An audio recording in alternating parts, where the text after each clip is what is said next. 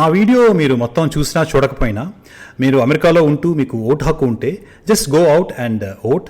Already last week నేను జార్జియాలో early voting మాకు ఉన్న ఏరియాస్కి వెళ్ళి నా ఓటు హక్కునైతే నేను వినియోగించేసుకున్నాను. So let's get into the episode. So ఈ మూమెంట్లో అమెరికాలో ఎలక్షన్ రేస్ ఎలా ఉంది అంటే, మోస్ట్ ఆఫ్ యూ మీకు ఆల్రెడీ తెలిసే ఉంటుంది. It's a very so tight race. Tight race in the sense like ఇందులో ఇక్కడ 3 ఇంపార్టెంట్ థింగ్స్ ఉంటాయి. 1 popular vote, 2 electoral college vote, 3 swing states. ఈ 3 అర్థమైతేనే మనకి అమెరికన్ ఎలక్షన్ సిస్టమ్ అర్థమవుతుంది. First popular vote. Popular vote అంటే ఎక్కువ మంది ప్రజలు ఎవరిని ప్రెసిడెంట్గా చూడాలనుకుంటున్నారు. పాపులర్ ఓట్లో 2 వీక్స్ బ్యాక్ వరకు కమలా హ్యారిస్ స్లైట్ అడ్వాంటేజ్ అన్నారు. మళ్ళీ 2 వీక్స్ నుంచి కొన్ని ఎగ్జిట్ పోల్స్లో Trump is having slight advantage.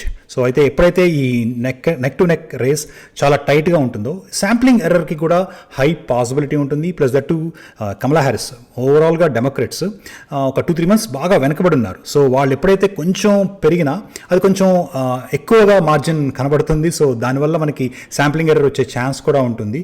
For example మనకి రీసెంట్ హర్యానా పోల్లో కాంగ్రెస్ ప్రీవియస్ టైం ఎలక్షన్స్ కంటే కూడా 26% 28% ఉండేది ప్రీవియస్ ఎలక్షన్స్లో కాంగ్రెస్కి హర్యానాలో. సడన్గా 38% ఓట్ పర్సంటేజ్ ఎప్పుడైతే ఇంక్రీజ్ అయిందో మొత్తం ఎగ్జిట్ పోల్స్ అన్నీ ఇంకా కాంగ్రెస్ కంప్లీట్ స్వీప్ అన్నారు. సో అలాంటి శాంప్లింగ్ ఎర్రర్స్ అనేవి ఈ స్టాటిస్టిక్స్లో very common. So that is one of the very confusing thing when ఇంత నెక్ టు నెక్ రేస్లో ఈ పాపులర్ ఓట్, నేను మాట్లాడుతుంది జస్ట్ ఇంకా పాపులర్ ఓట్ గురించి. Next step is electoral college vote. So popular ఓట్లో అందరూ మొత్తం చాలామంది 50% వరకు కూడా ఈ అమెరికన్ ప్రెసిడెంట్ కమలా హ్యారిస్ అవ్వాలి అనుకున్నా, ఈ ఎలక్టరల్ కాలేజ్ ఓట్ అనేది గెలుచుకోలేకపోతే ఏ పార్టీ కూడా ప్రెసిడెంట్ అవ్వలేరు. అప్పుడు పాపులర్ ఓట్ గెలిచి కూడా ఎలక్టరల్ కాలేజ్ ఓట్ ఓడిపోవచ్చు. అది డెమోక్రాట్స్కి కొత్త కాదు. ఎందుకంటే 2000లో ఆల్ గోర్ డెమోక్రటిక్ క్యాండిడేట్ తన ప్రత్యర్థి జార్జ్ బుష్ మీద 5 lakhs పాపులర్ ఓట్ ఎక్కువ తెచ్చుకున్నారు. బట్ లాస్ట్ మినిట్లో ఫ్లారిడా రీకౌంట్ చేశాక ఆల్ 27 ఎలక్టరల్ కాలేజ్ ఓట్స్ అవన్నీ రిపబ్లికన్స్కి వెళ్ళాయి. అప్పుడు ఆటోమేటిక్గా జార్జ్ బుష్ ప్రెసిడెంట్ అయ్యారు. 2016లో again Trump versus Hillary Clinton మొత్తం ఒక 30 lakhs వరకు కూడా ఈ పాపులర్ ఓట్ అనేది హిలరీ క్లింటన్కి ఎక్కువ ఉంది ట్రంప్ కంటే. బట్ ఎప్పుడైతే ఎలక్టరల్ కాలేజ్ ఓట్స్ రావడం మొదలుపెట్టాయో ట్రంప్ కోట ల్యాండ్ స్లైడ్ విక్టరీ. సో అది జస్ట్ సింపుల్ మార్జిన్ కూడా కాదు, లార్జ్ మార్జిన్లో హిలరీ క్లింటన్ మీద గెలిచారు, ప్రెసిడెంట్ అయ్యారు. So electoral college vote is the one which finally decides who is going to become the president. So మనకి ఈ మీకు పేపర్లో వచ్చే ఈ ప్రెసిడెన్షియల్ ప్రిఫరెన్స్ ఈ పాపులర్ ఓట్ గురించే ఎక్కువ వస్తాయి. ఎలక్టరల్ కాలేజ్ ఓట్ అనేది లాస్ట్ అంటే థర్డ్ ఇంపార్టెంట్ పాయింట్. ఆ స్వింగ్ ఓట్స్, స్వింగ్ స్టేట్స్ అని కొన్ని ఉంటాయి. స్వింగ్ స్టేట్స్ అంటే మొత్తం మోస్ట్ ఆఫ్ ది స్టేట్స్లో అమెరికాలో ఈ ఎవరు గెలుస్తారు అనేది ఆటోమేటిక్గా డిసైడ్ అయిపోయి ఉంటుంది. There are 7 to 8 swing states. అవి మాత్రం అప్పుడప్పుడు కొంచెం ఈ ఓట్ షేర్స్ అనేవి అటు ఇటు మారటం వల్ల ఆ స్వింగ్ స్టేట్స్లో గెలిచిన వాళ్ళు ప్రెసిడెంట్ అయ్యే ఛాన్స్ ఎక్కువ ఉంటుంది. దానిలో మా జార్జియా స్టేట్ ఉంది, నెక్స్ట్ మిషిగన్, నెవాడా, ఈ next North Carolina, Pennsylvania. So ఇలాంటి స్టేట్స్ ఇప్పుడు నిన్న నేను చూసిన న్యూస్ ప్రకారం పెన్సిల్వేనియా అండ్ ఈ Georgia as well as North Carolina they could be very tight అంటున్నారు. So that is the one which decides who will be the president. మాకు November 5th అంటే tomorrow is our election day. So రేపు మంగళవారం 9 o'clock or 10 o'clock టైంకి the picture will be little bit clear. ఇది ఇంకా tight వస్తే over night అంతా ఉన్నా సరే ఎలక్టరల్ కాలేజ్ ఎవరు గెలిచారని తర్వాతే ప్రెసిడెంట్ ఎవరు అనేది తెలుస్తుంది. So that's all about where exactly the race is. So నేను ఓటు వేయడానికి డిసిషన్ తీసుకునే ముందు ఎలాంటి అంశాలు పరిగణలోకి తీసుకున్నాను, వాటిలో డెమోక్రాట్స్ అండ్ రిపబ్లికన్స్ ఈ ఓవరాల్ టైంలో ఎలా పెర్ఫామ్ చేశారు అనేది ఇప్పుడు ఎక్స్ప్లెయిన్ చేస్తాను. I may be right or I may be wrong, this is just my opinion. So first thing is international issues and foreign policy and India. So ఈ international issues అంటే ఈ foreign policy అనేది ఈ American election డిబేట్స్లో and ఈ election ఇష్యూస్లో ఒక predominant role play చేసేది. But over the past 10 years నుంచి చూస్తే అది కొంచెం తగ్గింది, ఎందుకంటే మిగతా విషయాలు కొంచెం ఇంపార్టెన్స్లోకి రావటం. అండ్ సెకండ్ థింగ్ ఈజ్ ఈ geo political domination of America అనేది కంపేర్ టు ఈ సెకండ్ వరల్డ్ వార్ టైంలో అమెరికా అనేది కీ రోల్ ప్లే చేసింది కాబట్టి దాని ఫాలోఅప్గా కొంచెం సూపర్ పవర్ స్టేటస్ ఉంటుంది. తర్వాత ఈ cold war between Russia and America కొంచెం అప్పర్ హ్యాండ్ ఉంది కాబట్టి అది కొంచెం కంటిన్యూ అయింది. బట్ తర్వాత ఈ ఇరాక్ వార్ అండ్ ఈ ఆఫ్ఘనిస్తాన్ వార్ వీటి తర్వాత ఆటోమేటిక్గా ఈ జియో పొలిటికల్ డామినేషన్ అనేది next incident in the Libya. So ఇలాంటి వాటి వల్ల ఆటోమేటిక్గా ది జియో పొలిటికల్ డామినేషన్కి డెఫినెట్గా చెక్ అయితే ఉంది, which is a good sign. ఎందుకంటే అప్పుడెప్పుడో జరిగిన వాటిని బట్టి ప్రపంచంలో ఒక పోలీస్ లాగా ప్రతి కంట్రీ విషయంలో వీళ్ళు చేయి పెడతాము అంటే it may not even in the modern times it is not acceptable. అది బ్యాక్ ఫైర్ కూడా అవ్వచ్చు. ఈ ఆఫ్ఘనిస్తాన్ వార్ అండ్ ఆఫ్ఘనిస్తాన్లోంచి withdrawal during Biden administration, that is a big example. They are all like failures are from both sides, but exactly అది explode అయ్యింది Biden అడ్మినిస్ట్రేషన్లో. That is always a negative remark. And then the Russia and Ukraine war, అది 2010, 2012 నుంచే దానికి chance ఉంది అని మనం experts నుంచి మనం తెలుసుకున్నా. But it exactly exploded during the Biden administration. And maybe Trump ఉంటే ఇది జరగకపోదు, ఇవన్నీ జరగవు అని నేను చెప్పట్లేదు. But at least Trump and Russia Putin relation is little bit different. So we don't know what would have happened. And then the Middle Eastern crisis 1 year prolong అవటమే కాదు, escalate అవటమే కాదు, ఇక్కడ అమెరికాలో ఈ కాలేజ్ యూనివర్సిటీస్లో ఈ ప్రో ప్యాలెస్తీన్, ప్రో ఇజ్రాయెల్ ఈ fights, ఈ protests అనేవి out of control. So అక్కడ డెమోక్రాట్స్ స్టాండ్ అనేది చాలా కన్ఫ్యూజింగ్గా and unclear-గా ఉంది. So these are all some of the international issues where I will say that Republicans definitely scored better than Democrats. ఇక్కడ ఈ కాంటెక్స్లో ఒక చిన్న fun point, of course not academically valid point కాదు. నేను డెమోక్రాట్స్ ఆర్గ్యుమెంట్స్ అండ్ వాళ్ళ interviews ఎలా వింటాను, ఈ Republicans and strong Republicans points కూడా చాలా విన్నాను. వాటిలో Ben Shapiro, one of the strong Republican supporter, ఆయన ఇచ్చిన one of the statements little bit funny. Of course Trump అంటేనే ఫన్నీ. సో ట్రంప్ అనే అన్ప్రెడిక్టబుల్ పర్సన్ ఎప్పుడైతే ఈ యూఎస్ లాంటి కంట్రీకి ప్రెసిడెంట్గా ఉంటారో, మిగతా కంట్రీలు కూడా, ఇంటర్నేషనల్ కంట్రీస్ కూడా ఎందుకు వచ్చిన గొడవలే, ఆయనతో దూరంగా ఉందాము, మన కంట్రోల్లో మనం ఉంటే ఆయన ఏం చేస్తాడో మనకు తెలియదు ఇప్పుడు అన్న టైప్లో అవి సైలెంట్గా ఉంటాయి. అది ఒక బెస్ట్ ఫారిన్ పాలసీ అంటారు ఆయన. Of course this is just a fun point, not an academic point.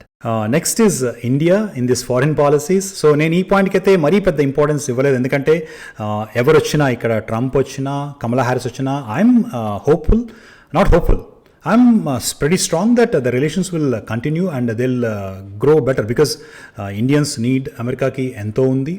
అది not only just because of Trump and Modi relationship is very strong. And ఎంత స్ట్రాంగ్ అంటే ఇక్కడ మన Indian American vote mostly usually towards Democrats ఉంటుంది. But ఈ మధ్య రీసెంట్గా slight percentage of Trump voters అంటే రిపబ్లికన్ పార్టీకి కూడా సపోర్ట్ చేసేవాళ్ళు పెరగటం, దానికి మోడీ ఇన్ఫ్లుయెన్స్, దానికి చాలా కారణాలు ఉండొచ్చు. బట్ మోడీకి అక్కడ ఫేవరబుల్గా ఉన్నవాళ్ళు ఆటోమేటిక్గా ఇక్కడ రిపబ్లికన్స్కి ఓట్ చేయాలని చూస్తారు because of that close worship for him. So those are all some things. And also during Biden administration, మనం air India US business deal, that's a very big deal.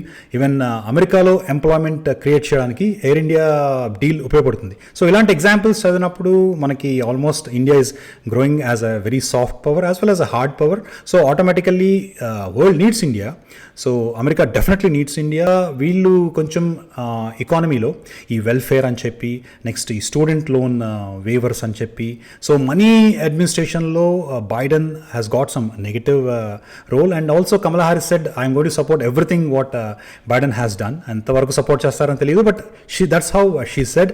So డెఫినెట్గా పీపుల్కి, ఒక ఎస్పెషల్లీ కామన్ మ్యాన్కి, working class పీపుల్కి, ఎకానమీకి Trump may do better things అనేది. Of course I'm not completely supportive of it, but డెఫినెట్గా ఈ రెండు పార్టీస్లో చూస్తే economy may be better with Trump and Republicans అని ఒక కామన్ కాన్సెప్ట్ అయితే ఇక్కడ ఉంది. నేను కూడా దాన్నే బిలీవ్ చేస్తున్నాను. But at the same time I'm not believing in Trump ఇంటర్వ్యూస్లో ట్యాక్స్ గురించి, టారిఫ్స్ గురించి చాలా ఎక్కువ చెప్తారు.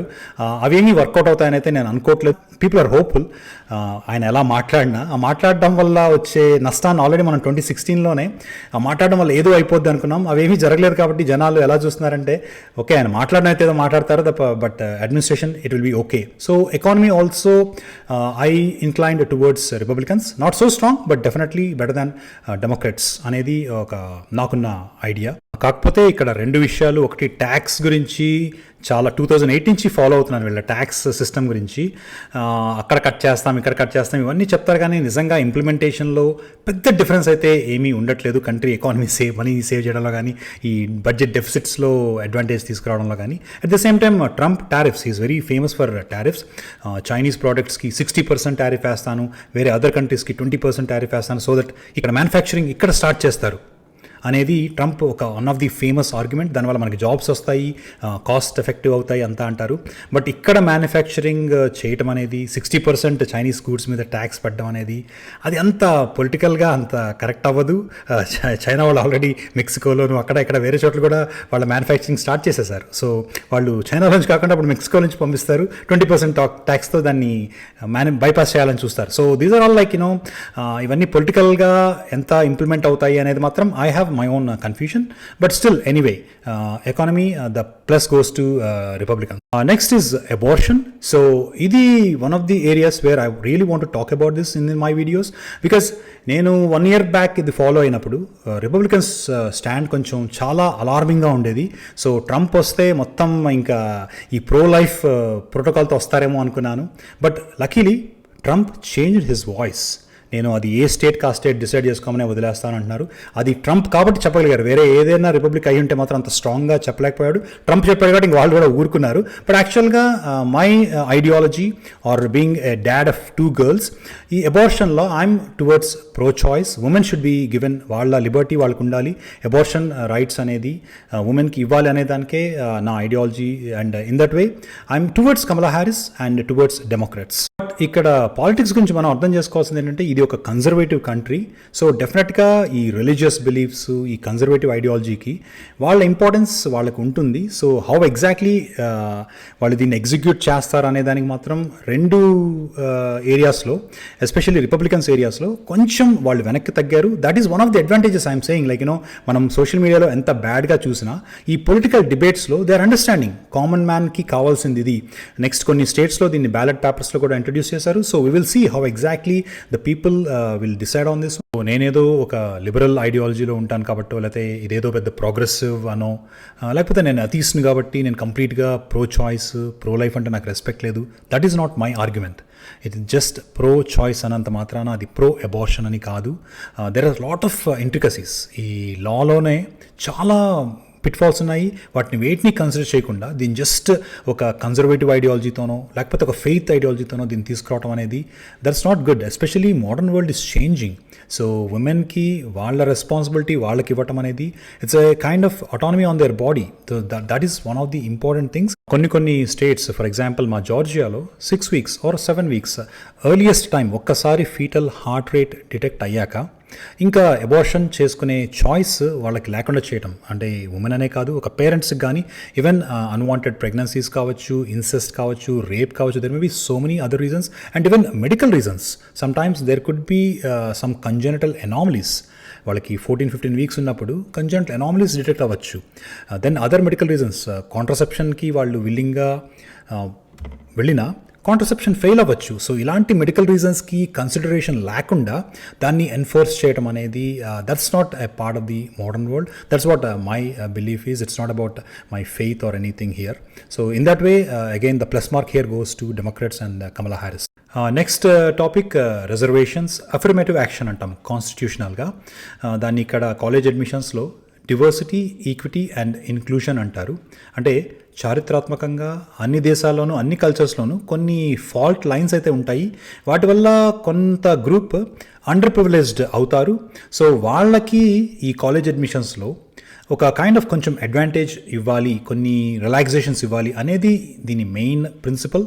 సో డెమోక్రాట్స్ ఒక టైంలో దీన్ని ఎక్స్ట్రీమ్ లెఫ్ట్ అంటే ఓక్ కల్చర్ వైపు తీసుకెళ్లారు. But now for the past 1 year they have changed their stand and they are coming more towards center. అంటే దీన్ని ఎప్పుడైతే ఈ డిఐ అనే కాన్సెప్ట్ని లేదా రిజర్వేషన్స్ని ఈ అండర్ ప్రివిలేజ్డ్ గ్రూప్ ఓట్స్ కోసం మనం పొలిటికల్గా యూజ్ చేస్తామో దాన్ని పొలిటిసైజ్ చేయడం అంటారు. ఆన్ ద అదర్ ఎండ్ ఈ Republicans and right wingers, just because ఇక్కడ ఒక ఇంపార్టెంట్ థింగ్ నేను 2 yearsలో తెలుసుకుంది, కొంతమంది రిపబ్లికన్స్ రైట్ వింగర్స్ అయినంత మాత్రాన వాళ్ళు ఈ డిఈఐ పాలసీస్కి ఎగనిస్ట్ అను లేకపోతే వాళ్ళు కంప్లీట్గా రేసిస్ట్ అను, అవి కూడా రాంగ్ కాన్సెప్ట్. బోత్ సైడ్స్ అయితే కొంచెం వాళ్ళు ఉన్న ఒరిజినల్ స్టాండ్ నుంచి కొంచెం వాయిస్ వాళ్ళ టోన్ అయితే చేంజ్ చేశాయి. But still philosophically I'm more close to the DI implementation. నేను దీని గురించి ప్రీవియస్గా ఈ మెరిట్ అంటే ఏంటి అని ఒక వీడియో కూడా చేశాను. సో ఎందుకు ఇది ఫ్యూచర్లో సొసైటీస్లో కొంచెం హార్మోనీ ఉండడానికి ఇది ఎందుకు ఇంపార్టెంట్ అనేది. మెరిట్ ఒక్కటే క్వశ్చన్ కాదు, plus at the same time merit అనేదాన్ని మనం జడ్జ్ కూడా చేయలేం. జస్ట్ స్కోర్ బట్టి మెరిట్ అని డిసైడ్ అయిపోతే there are so many other factors. ఒక ఇన్స్టిట్యూట్ రన్ అవ్వాలన్నా, ఒక అకాడమిక్ ప్లేస్ రన్ అవ్వాలన్నా, సో వాటి బట్టి కూడా మిగతా వాటికి ఇంపార్టెన్స్ ఇచ్చి ఒక జస్ట్ కల్చర్ని ఈ అడ్మిషన్ ప్రాసెస్లో ఉండాలనేది నా personal philosophy. And also I work as a DI committee మెంబర్గా కూడా. సో ఆ విధంగా my philosophically I went towards the Democrats. And here in this particular point the plus for me goes to Democrats. So ఈ particular DEI పాయింట్లో Indian ఓటర్స్కి ఇంకొక important information. So ఇది మన Indian American voter స్లైట్గా రిపబ్లికన్స్కి Trump వైపు vote వేయడానికి ఇంకొక కారణం అవ్వచ్చు. ఇది జస్ట్ నా ఆర్గ్యుమెంట్ కాదు, జస్ట్ ఒక ఇంటర్వ్యూలో నేను ఒక స్కాలర్ దగ్గర నుంచి విన్న ఆర్గ్యుమెంట్. సో అదేంటంటే ఎప్పుడైతే ఈ ఎలీట్ కమ్యూనిటీస్, ఇండియాలో కూడా మనకి రిజర్వేషన్ సిస్టమ్స్ ఉంటాయి, కొంత ఎలీట్ కమ్యూనిటీస్కి ఎంతైనా వాళ్ళ మెరిట్ ప్రూవ్ చేసుకోవడానికి కానీ వాళ్ళ పొటెన్షియల్ రీచ్ అవ్వడానికి కానీ అది డెఫినెట్గా కొంచెం ఎఫెక్ట్ చేసి ఉండొచ్చు. సో 2000 ముందు ఎస్పెషల్లీ ఎక్కువ వచ్చిన వాళ్ళు ఈ ఎలీట్ కమ్యూనిటీస్ నుంచి వచ్చిన వాళ్ళే ఉంటారు. సో ఇప్పుడంటే కొంచెం మన ఇండియాలో ఈ సోషల్ జస్టిస్ అనేది కొంచెం ఈక్వల్ అయ్యి అందరికీ ఈ ఆపర్చునిటీస్ అనేది వస్తున్నాయి మైగ్రేట్ అవ్వడానికి అన్నిటికీ. సో బట్ ప్రీవియస్ జనరేషన్లో ఎక్కువ మంది ఈ ఎలిట్ కమ్యూనిటీస్ నుంచి ఉండటం, వాళ్ళు పిల్లలు ఇక్కడ కాలేజ్కి వెళ్ళినప్పుడు డెఫినెట్గా ఈ డిఈఐ అనేది, అంటే ఈ రిజర్వేషన్ సిస్టమ్స్ ఇన్ అమెరికా, వాళ్ళ కాలేజ్ అడ్మిషన్స్లో especially Harvard university, North Carolina ఇలాంటి కాలేజెస్లో ఆల్రెడీ సుప్రీంకోర్టు వెర్డిక్ట్ కూడా ఇచ్చింది. ఇది ఏషియన్ అమెరికన్ కిడ్స్ని వాళ్ళ అడ్మిషన్ని ఎఫెక్ట్ చేస్తున్నాయని. వీళ్ళకి ఎక్కువ స్కోర్స్ వచ్చిన మన ఏషియన్ అమెరికన్ కిడ్స్కి ఈ రేషియల్ జస్టిస్ అనే దానిలో వేరే రేస్ వాళ్ళకి కొంచెం తక్కువ మార్క్స్ వచ్చినా వాళ్ళకి కాలేజ్ అడ్మిషన్ ఇవ్వడం అనేది తప్పు పట్టింది సుప్రీంకోర్టు కూడా.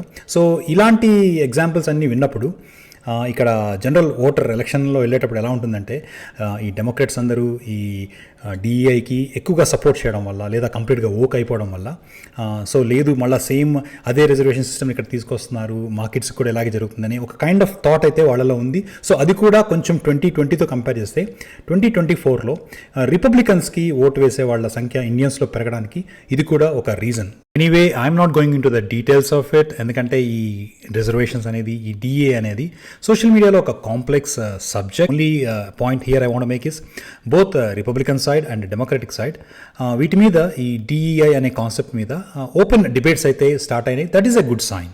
Next topic is immigration. So unless మనం బోర్డర్లో ఉండి నిజంగా అబ్జర్వ్ చేస్తే తప్ప ఏం జరుగుతుంది అనేది ఎవరికీ తెలియదు. ఎందుకంటే ఓవరాల్గా సోషల్ మీడియాలో కానీ, మెయిన్ స్ట్రీమ్ మీడియాలో కానీ రైట్ ఇన్ఫర్మేషన్ అనేది తెలుసుకోవడం కష్టమైపోయింది. బట్ స్టాండ్స్ ఎలా ఉన్నాయి Trump and Kamala Harris. Kamala Harris was completely other extreme on relaxation of immigration 5 years ago. But గత 3-4 monthsగా మీరు మళ్ళీ కమలా హ్యారిస్ ఇంటర్వ్యూస్ చూస్తే there are lot of changes in her stand. And now they are moving towards like వాటిని స్ట్రిక్ట్గా చేస్తాము. But ఓవరాల్గా ఈ డిపోటేషన్ మీద వాళ్ళు they are not completely strong, which is a good thing. But as well as Trump on the other hand, or a Republican stand ఏంటంటే ఈ project 2025 ఇవన్నీ చూస్తే, సో వాళ్ళు ఈ 12 million ఇమ్మిగ్రెంట్స్ని చేసి వాళ్ళందరినీ డిపోర్ట్ చేస్తాము, which is very impossible, unlikely. అది అమెరికాకు కూడా అది ఒక నెగిటివ్ మార్క్ని తీసుకొస్తుంది. ఎందుకంటే ఇక్కడ ఈ బోర్డర్స్ అనేది ఎవరున్నా సరే, ఈ బోర్డర్ ఇష్యూ అనేది very complex issue, because they have built such a system. So అక్కడ ఎవరికైతే ఛాన్స్ ఉంటుందో ఇల్లీగల్గా, కొంచెం ఇండియన్స్ కూడా ఇల్లీగల్గా వచ్చే ఇమిగ్రెంట్స్ ఉంటారు. సో వాళ్ళందరూ రావడానికే ట్రై చేస్తూ ఉంటారు. సో దానికి డెఫినెట్గా స్ట్రీమ్ లైన్ అయితే చేయాలి.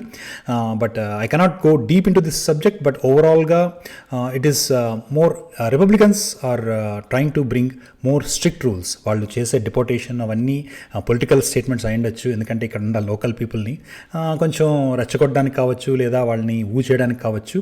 But deporting like 20 million or 15 million people at a time, అవన్నీ పొలిటికల్ స్టేట్మెంట్స్. అలా జరగదు, అది impossible. But the stricter rules will be more with immigrants. So border issue and ఇమిగ్రేషన్లో I went more in favour of Republicans.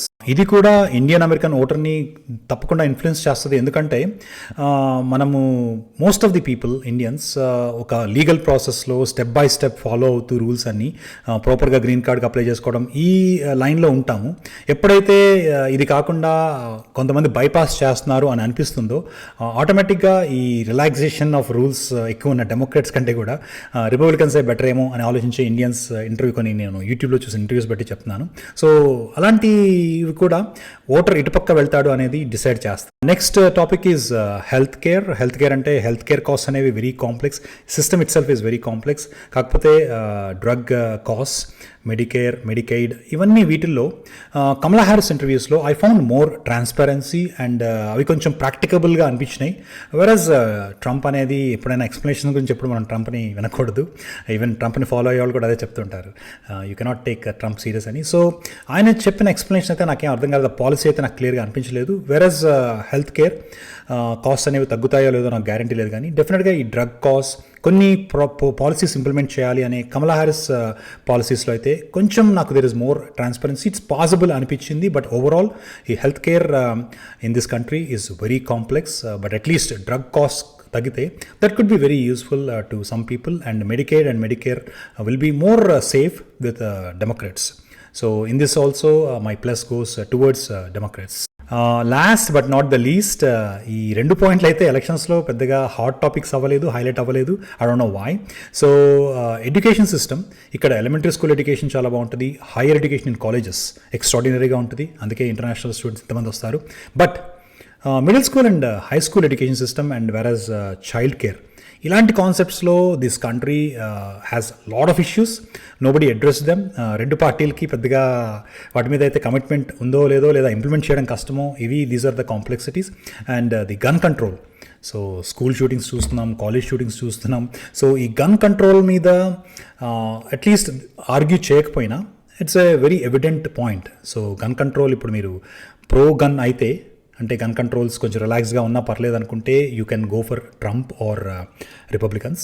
Versus gun control కొంచెం స్ట్రిక్ట్గా ఇంప్లిమెంట్ చేయాలి, కొంచెం స్ట్రిక్ట్ రూల్స్ ఉండాలి గన్ కంట్రోల్కి అంటే it's always towards Democrats. And Kamala Harris has a very good policy. అయితే ఇంత పెద్ద గన్ కల్చర్ సామ్రాజ్యంలో అవి నిజంగా ఇంప్లిమెంట్ చేయగలరా, వాటి వల్ల ఈ స్కూల్ షూటింగ్స్లో చేంజ్ వస్తుందా అంటే that's another big question. Next last point is personality, favouritism, inclination and instincts. So మనం అందరం ఓటేసినప్పుడు లేదా సోషల్ మీడియాలో లెక్చర్లు ఇచ్చేటప్పుడు ఏదన్నా మాట్లాడతాము, బట్ ఫైనల్గా మనకి ఓటేసేటప్పుడు కొన్ని ఇన్స్టింక్ట్స్ ఉంటాయి. ఆ ఇన్స్టింక్ట్స్ నావి ఎలాగో కొంచెం లిబరల్ థాట్ ప్రాసెస్ కాబట్టి నాకు డెమోక్రాట్స్ వైపు కొంచెం ఇన్క్లినేషన్ ఉంది. బట్ ఇక్కడ ఈ విషయంలో నేను వాటి బట్టి కూడా ఆలోచించకుండా I just thought like I followed Trump on interviews, Trump on debates, and then Vivek Ramaswamy and Elon Musk, వీళ్ళందరినీ విన్నాను. సో నేను ఒకసారి నన్ను నేను ఊహించుకున్నాను. సో ఇలాంటి ముగ్గురు నా ఆఫీస్లో నా చుట్టూ కలీగ్స్ అయితే నేను మోర్ కంఫర్టబుల్గా ఉంటానా, లేదా కమలా హ్యారిస్ లేదా డెమోక్రాట్స్ పక్క ఆర్గ్యూ చేసేవాళ్ళు నేను ఎక్కువ ఫాలో అయ్యే Sam Harris, or then the vice president choice Walz. So ఇలాంటి సాఫ్ట్ స్పోకెన్ పీపుల్, సో వీళ్ళతో నేను కంఫర్టబుల్గా ఆఫీస్ షేర్ చేసుకోగలనా అని ఆలోచించాను. సో ఆబ్వియస్లీ నా ఫైనల్ ఆన్సర్ బట్టే నా ఓటు నేను డిసైడ్ చేసుకున్నాను. దట్ ఈ పాటికి మీకు అర్థమయ్యే ఉంటుంది. So that's all about today's episode and let's wait for the result and let's see who wins and who loses. But either way, this is just a learning process. Next presidential ఎలక్షన్కి నా opinions మారచ్చు, నేను ఇంకో ఎక్కువ విషయాలు నేర్చుకోవచ్చు. So that's all for today. Have a wonderful time. It's just another day in paradise.